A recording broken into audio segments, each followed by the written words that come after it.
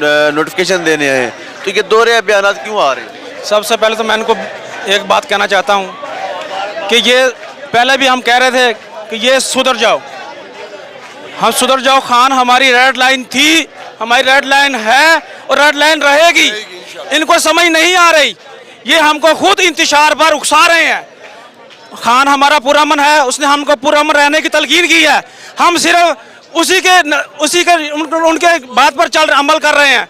वरना जिस हद तक इन्होंने हमको कर दिया है, जिस हद तक इन्होंने महंगाई कर दी है, जिस हद तक ये चले गए हैं अपने इंतशार के लिए, हमसे ये तवक्को कर रहे हैं कि हम पुरअमन रहें। कैसे पुरअमन रह सकते हैं जब हमारे खान हमारी रेड लाइन है, हमारी जान है। जब हमारी जान को कुछ छेड़ेगा तो हम चुप रहेंगे? नहीं चुप रहेंगे। खान तेरे जानिसार, खान तेरे जानिसार। अस्सलाम वालेकुम। वालेकुम आप कहाँ से हैं? जी मैं इधर का हूँ।